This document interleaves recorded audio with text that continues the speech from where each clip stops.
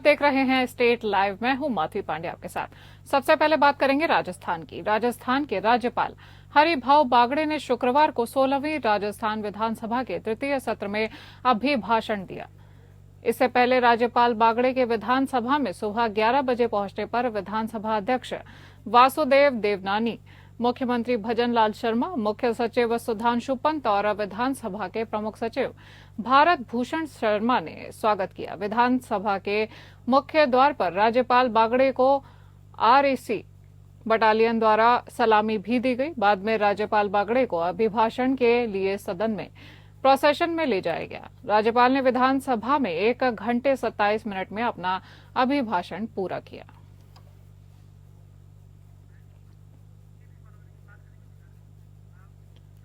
बात करेंगे बिहार की। अरवल में किसान महापंचायत को संबोधित करने पहुंचे प्रशांत किशोर ने पटना में बीपीएससी अभ्यर्थियों के प्रदर्शन पर बड़ा बयान दिया है। उन्होंने कहा है कि जब मैं अनशन पर बैठा था तब से कह रहा हूं कि बीपीएससी की ज्यादातर सीटों को पहले से ही बेच दिया गया है। यह 1000 करोड़ से ज्यादा का घोटाला है। 30 लाख से 1.5 करोड़ में सीटों को बेचा गया है। हम बच्चों के साथ लड़ाई लड़ रहे हैं ताकि परीक्षा रद्द हो जाए और कल इस पर न्यायालय में सुनवाई भी है। लेकिन परीक्षा रद्द भी हो जाए तो बच्चों के साथ न्याय नहीं होगा, क्योंकि सीट पहले ही बेच दी गई है। यह पहली परीक्षा नहीं है जिसका पेपर आउट हो चुका है। पिछले कुछ सालों में जो भी परीक्षा हुई है उनमें ज्यादातर परीक्षा में पेपर लीक हुआ है और नीतीश सरकार ने पेपर लीक में शामिल एक भी व्यक्ति को गिरफ्तार नहीं किया है। इसके बजाय उन्होंने बच्चों पर लाठियां बरसाई हैं। इसलिए अब नीतीश कुमार को वोट से चोट देनी होगी। लाठी की चोट 5 दिन में ठीक हो जाती है, लेकिन वोट की चोट 5 साल तक रहती है। बीपीएससी के सारे ज्यादा से ज्यादा नौकरी को पहले ही बेच दिया गया है। 1000 करोड़ से ज्यादा का घोटाला किया गया है। 30 लाख से लेकर 1.5 करोड़ रुपए तक में एक पद बेचा गया है। हम लोग छात्रों के साथ लड़ रहे हैं कि वो परीक्षा कैंसिल हो और कल कोर्ट में उसकी सुनवाई भी है। छात्र आज भी गर्दनी बाग में धरने बैठे हुए हैं। लेकिन अगर बीपीएससी का एग्जाम फिर से हो भी जाए तो भी वो बच्चों के साथ न्याय नहीं होना है, क्योंकि नौकरियां तो पहले ही बेच दी गई हैं। बीपीएससी में आंदोलन भले हो रहा है, लेकिन ये कोई पहला परीक्षा नहीं जहाँ पेपर लीक हुआ है। बिहार में तो हर 2 महीना पे पेपर लीक होना है। सिपाही भर्ती में घोटाला, दरोगा में घोटाला, टीईटी में घोटाला, नीट में घोटाला। ये कोई ऐसा परीक्षा नहीं है जिसमें पेपर लीक नहीं हो रहा है। और नीतीश कुमार पिछले 5 वर्ष में ये आज तक कोई एक आदमी ना गिरफ्तार हुआ। भागलपुर के हवाई अड्डे के समीप भागलपुर के जदयू सांसद अजय मंडल और उनके साथियों ने पत्रकार कुणाल शेखर और सुमित कुमार के साथ जमकर मारपीट की थी। इस घटना के विरोध में शुक्रवार को भागलपुर के खलीफा बाग चौक पर अखिल भारतीय विद्यार्थी परिषद के कार्यकर्ताओं ने काली पट्टी लगाकर विरोध प्रदर्शन किया था। इन लोगों का कहना था कि लोकतंत्र के चौथे और सबसे मजबूत स्तंभ पत्रकार होते हैं और जिस तरह से सांसद ने इन लोगों के साथ मारपीट की है यह बर्दाश्त करने के लायक नहीं है। अखिल भारतीय विद्यार्थी परिषद इस घटना की घोर निंदा करता है। लोकतंत्र के चौथे स्तंभ जो है पत्रकार जो है उन पर अगर हमला कर रहा है, जबकि कल ही दूसरे दिन ही नीतीश कुमार, हमारे मुख्यमंत्री आदरणीय नीतीश कुमार जी आने वाले हैं और इनका दुस्साहस कहिए उनको भी ठेंगा दिखाते हुए यहाँ इस प्रकार के घटना को लोग ये अंजाम दे रहे हैं। ये निंदनीय है और हम लोग इसकी कड़ी निंदा करते हैं और ऐसे सांसद को अविलंब माफी मांगना चाहिए। और हम तो कहेंगे पुलिस प्रशासन जो मुख दर्शक बनी हुई थी, क्या पुलिस प्रशासन सिर्फ इसी के लिए है कि हम जैसे आम छात्र के लाठीचार्ज किया जाए? ऐसे जो गुंडे टाइप के लोग हैं जो मारपीट सरेआम करता है उसकी गिरफ्तारी कब होगी? बात करते हैं झारखंड की। झारखंड सरकार की महत्वाकांक्षी योजना मुख्यमंत्री मैया सम्मान योजना में भैया कैसे पलीता लगाने का काम कर रहे हैं, इसका जीता जागता उदाहरण झारखंड के बोकारो में देखने को मिला है। बोकारो जिले में राज्य सरकार की महत्वाकांक्षी योजना झारखंड मुख्यमंत्री मैया सम्मान योजना के भौतिक सत्यापन में सनसनीखेज खुलासा सामने आया है, जहां बोकारो जिले के विभिन्न लाभुकों के 95 आवेदन पलामू जिले के डाल्टनगंज के मेदिनी नगर स्थित सीएससी वीएलई सुमित कुमार के आईडी से किया गया है। इंडसइंड बैंक में ही ऐसे ज्यादातर खाते हैं। यह आवेदन 21 दिसंबर को बोकारो के 50 नगर निगम से 67 और गोमिया प्रखंड से 28 आवेदन किया गए थे। इतना ही नहीं, 11 बैंकों के 50 बैंक खातों का इस्तेमाल कई बार हुआ है। इसका खुलासा तब हुआ जब झारखंड मुख्यमंत्री मैया समान योजना के भौतिक सत्यापन कार्य किया जाने लगा और सत्यापन के दौरान लगातार चौंकाने वाले तथ्य सामने आ रहे थे। अब तक हुए सत्यापन में कुल 11 सरकारी एवं निजी बैंकों के 50 ऐसे बैंक खातों को चिन्हित किया गया है जिनका कई बार आवेदन करने में इस्तेमाल किया गया है। आवेदन के क्रम में एक ही बैंक खाते का 96 बार, 90 बार, 80 बार, 70 बार, 50 बार, 40 बार और 30 बार आदि इस्तेमाल किया गया है। इस कार्य में संलिप्त कॉमन सर्विस सेंटर को भी चिन्हित किया गया है।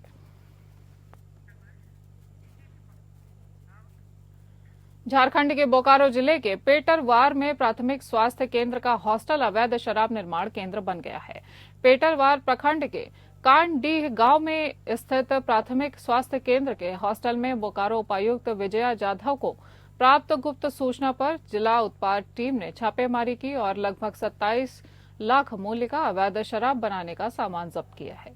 मौके से 100 लीटर स्प्रिट, 1300 लीटर विदेशी शराब, 2 पंचिंग मशीन, विभिन्न ब्रांडों के स्टिकर, खाली बोतलें के लेबल और ढक्कन जब्त किए गए हैं। मामले में संलिप्त कुल 7 लोगों को गिरफ्तार किया जा चुका है। संलिप्त अभियुक्तों पर उत्पाद अधिनियम की सुसंगत धाराओं के आधार पर अभियोग दर्ज किया गया है।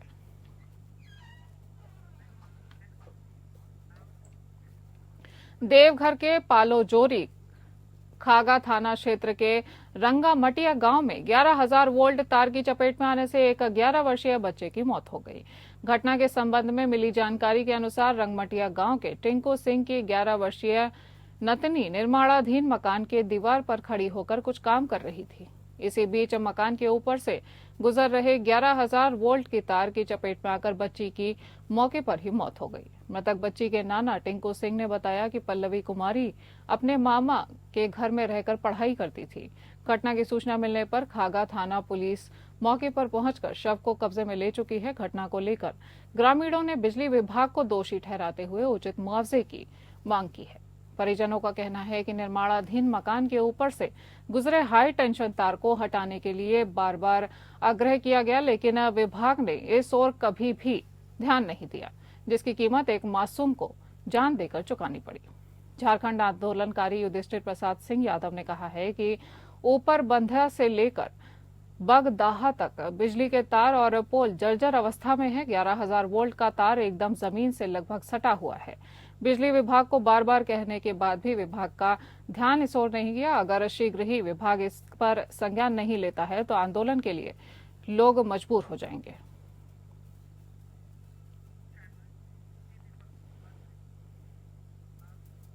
बात करते हैं मध्य प्रदेश की। डबरा में रुपया के लेन देन को लेकर युवक को गोली मार दी गई। युवक भूपेंद्र कुशवाहा के बाएं पैर में गोली लगी है। आरोपियों ने चिनौर रोड स्थित धुलाई सेंटर ऑटो पार्ट्स दुकान पर गोलियां चलाई। बताया जा रहा है कि बाइक रिपेयरिंग के पैसे के लेन देन को लेकर 2 दिन पहले युवक का विवाद हुआ था। फिलहाल सिविल अस्पताल में प्राथमिक उपचार कर युवक को जिला अस्पताल रेफर कर दिया गया है।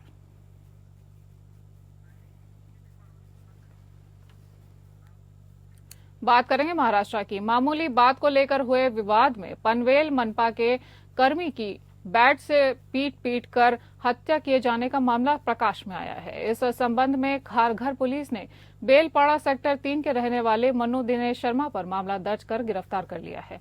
जानकारी के अनुसार मृतका जयेश बाग पनवेल मनपा के सीवेज वाहन पर सफाई का काम करता था। पुलिस के मुताबिक जयेश और आरोपी मनु दोनों ही दोस्त हैं। पिछले सप्ताह गुरुवार को खारघर के सेक्टर 3 में जयेश और उनके दोस्त चिकन बना रहे थे, लेकिन मनु चिकन के लिए कोई सहयोग नहीं कर रहा था। इसी बात को लेकर दोनों में विवाद हुआ। इसी विवाद में मनु ने जयेश को क्रिकेट के बैट से पीटकर घायल कर दिया, जिसके बाद उसे अस्पताल में भर्ती कराया गया, जहां इलाज के दौरान ही उसकी मृत्यु हो गई। तो इन दोनों में कुछ बोलाचाली हो गई कि मनु शर्मा कुछ कंट्रीब्यूशन नहीं देता है खाना बनाने के लिए। इस बात पे उनका झगड़ा हो गया। तो गुस्से में मनु शर्मा ने उसको मारा, अपने जयेश वागे को मारा, बाम्बू की लकड़ी हाथ पैर से मारा। उसमें वो जख्मी हो गया।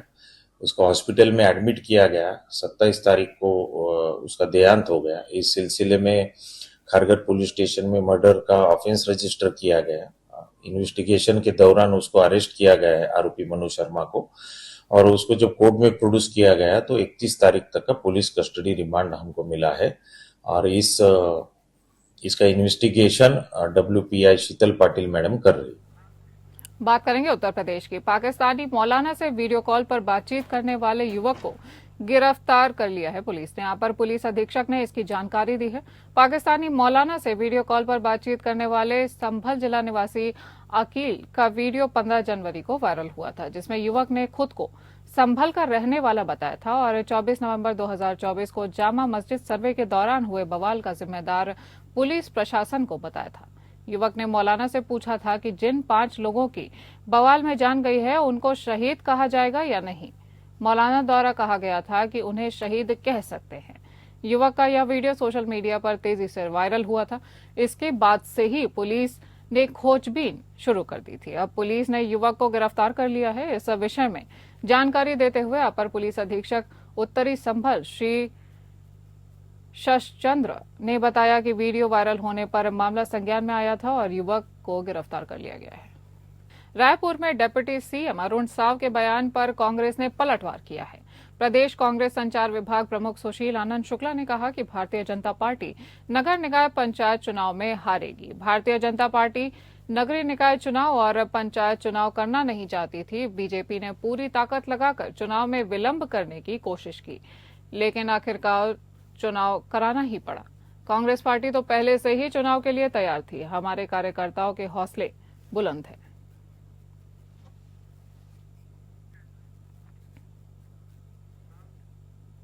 बलरामपुर जिला अंतर्गत कुसमी विकास खंड के ग्राम पंचायत करकली के उच्च स्तर माध्यमिक विद्यालय स्कूल में बच्चों की पढ़ाई की जगह पर जंगल से लकड़ी ढुलवाई जा रही है। साथ ही स्कूल कंपाउंड के अंदर छोटे छोटे बच्चों से काम भी कराया जा रहा है। ऐसे में नौनिहाल बच्चों का भविष्य अंधकार में लीन होते हुए नजर आ रहा है। ब्लॉक मुख्यालय से महज 7 किलोमीटर दूर है यह स्कूल, फिर भी सुध लेने की फुर्सत विकास खंड शिक्षा अधिकारी को नहीं है। यहां तक कि ग्राम पंचायत करकली के उच्चतर माध्यमिक विद्यालय के प्राचार्य मगना राम नौनिहाल बच्चों से आंगन तक लिपवा रहे हैं। विडंबना तो ये है कि स्कूल में चपरासी भी मौजूद है, फिर भी बच्चों से काम कराया जा रहा है।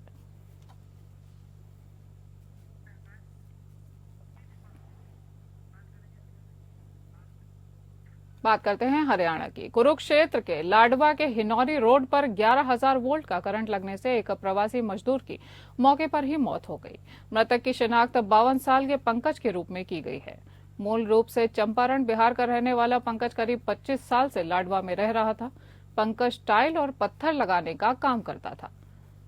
मृतक के साथी सुभाष ने बताया कि पंकज उसके साथ पत्थर लगाने का काम करता था। उन दोनों ने ब्रजलाल वर्मा उर्फ बिरजू की दुकान में टाइल पत्थर लगाने का काम का ठेका लिया था। उन्होंने 29 जनवरी को सारा काम निपटा दिया था। इसके बाद दोनों अपने ठेके के पैसे लेने आए तो दुकानदार ने दुकान की छत की बाउंड्री पर पुरानी टाइल उतारकर नई टाइल लगाने का काम दे दिया। पंकज अचानक बाउंड्री के पास से गुजर रही 11,000 वोल्ट की तारों की चपेट में आ गया। उसकी गर्दन तारों के बीच में फंस गई और करंट लगने से पंकज की मौके पर ही मौत हो गई। व्यक्ति करंट उसको करंट लग गया है। जो मौके पे पहुंचे तो वो जाके वो व्यक्ति करंट तारों में फंसा हुआ था। वो तारों से बिजली की बातें बंद करके तो उसको निकाला गया। नाम है पंकज कुमार की भरपूर वार्ड नंबर 8 लाडवा। इसका पोस्टमार्टम के लिए कार्रवाई की जाती है।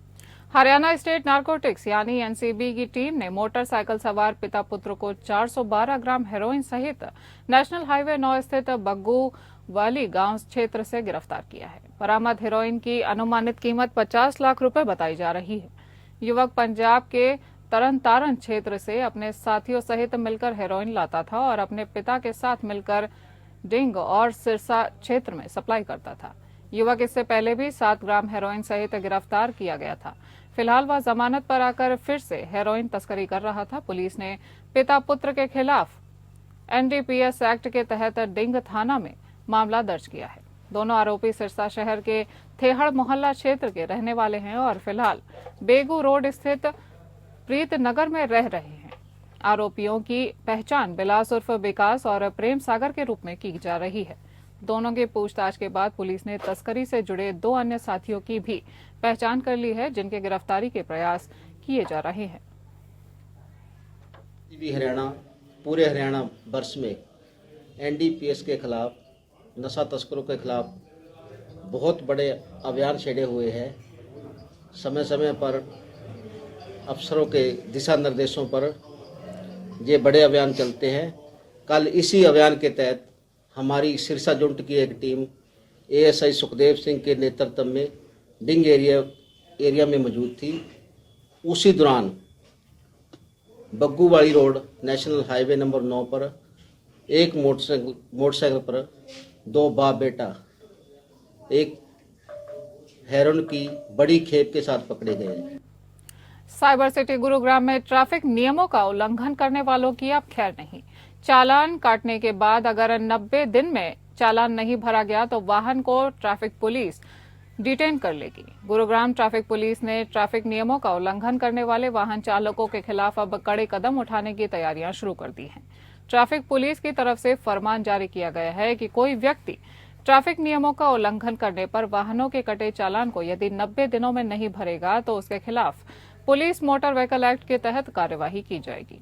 यहां तक कि पुलिस ऐसे वाहन की चालान हिस्ट्री देखकर उसे कुछ समय के लिए डिटेन भी कर सकती है। गुरुग्राम पुलिस की तरफ से ट्रैफिक नियमों को ध्यान में रखते हुए वाहन चालकों को जागरूक करने के लिए 1 माह का रोड सेफ्टी जागरूकता अभियान चलाया गया है।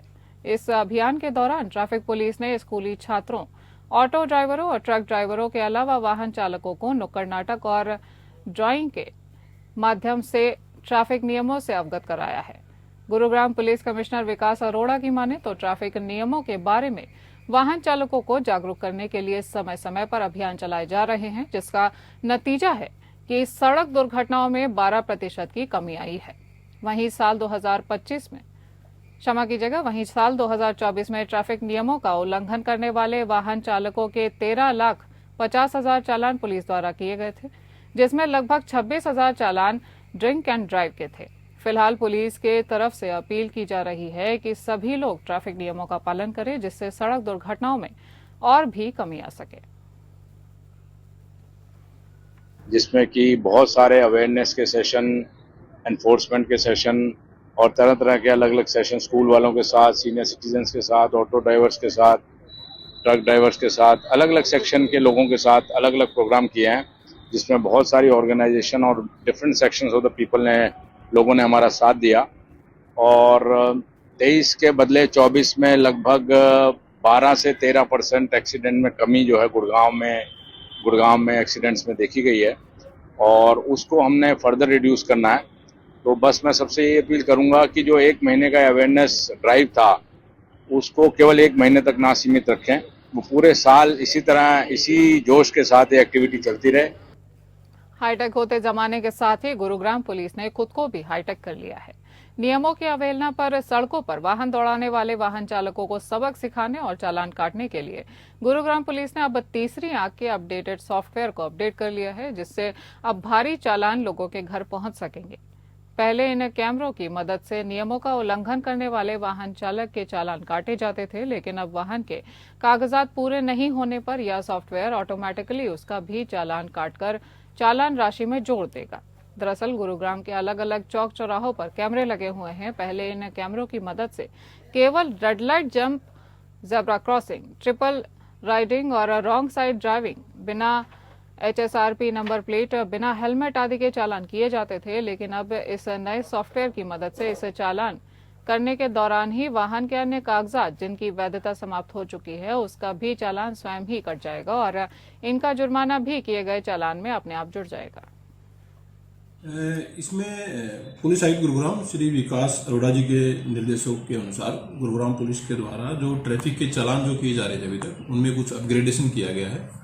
तो इसमें अपग्रेडेशन ये रहेगा कि पहले जो चालान जो सड़कों पर कैमरे लगे हुए हैं उन कैमरों का यूज करके पहले चालान किए जाते थे, जैसे कि red light jump, zebra crossing, triple riding, wrong side driving, और इसके अलावा अगर कोई व्यक्ति हेलमेट नहीं पहन रखा है उसने, तो इन सब चीज़ों के चालान पहले उन कैमरों के द्वारा किए जाते थे। तो फिलहाल में जो बदलाव किए गए हैं उसमें यह बदलाव किया गया है कि जैसे ही इन सभी ऑफेंसेस का चालान हमारे ट्रैफिक कंट्रोल रूम के द्वारा किया जाएगा। तो उसके साथ में ही उन जो वाहन चालक हैं उनका इंश्योरेंस तथा उनका पोल्यूशन चेक करने के लिए एक ऑटोमेटिक सिस्टम हमारे पास होगा। तो जैसे ही वो चालान जनरेट होगा उसके साथ में ही अगर यदि कोई कागज, जैसे मैंने बताया कि इंश्योरेंस और पोल्यूशन अगर उस गाड़ी या बाइक का नहीं होगा तो वो चालान ऑटोमेटिक उसके साथ ऐड हो जाएगा और जो भी वाहन चालक होगा जो उसका रजिस्टर्ड मोबाइल नंबर होगा और उस नंबर पर उस चालान की सूचना भेज दी जाए। रुक करते हैं पंजाब का। श्री मुक्तसर साहिब में एक स्पेयर पार्ट्स की दुकान पर जीएसटी विभाग की छापेमारी के बाद मामला उस समय बढ़ गया जब स्पेयर पार्ट्स दुकानदार यूनियन के प्रतिनिधि दुकान के पास एकत्र हुए और दुकानें बंद करने का ऐलान कर दिया। इस बीच यूनियन नेताओं ने कहा कि जीएसटी विभाग द्वारा रूटीन चेकिंग के नाम पर उन्हें इस तरह से परेशान किया जा रहा है। उन्होंने बताया कि जांच केवल दुकान तक ही सीमित नहीं रही बल्कि संबंधित फर्म के घर की भी जांच की जा रही है। इस अवसर पर यूनियन प्रतिनिधियों ने कहा है कि इस मामले में पूरी ट्रेड यूनियन उनके साथ है और जब तक यह मसला हल नहीं हो जाता है स्पेयर पार्ट्स की दुकानें बंद रहेंगी। इस बीच लोगों का जमावड़ा लगता देख सिटी थाना पुलिस भी मौके पर पहुंच गई और लोगों का जमावड़ा लगने के बाद जीएसटी विभाग के अधिकारी भी कैमरे के सामने बिना कुछ बोले वहां से चले गए। आपको बता दें कि जीएसटी द्वारा रूटीन चेकिंग लगातार विभिन्न स्थानों पर चल रही है और इससे दुकानदार काफी परेशान नजर आ रहे हैं।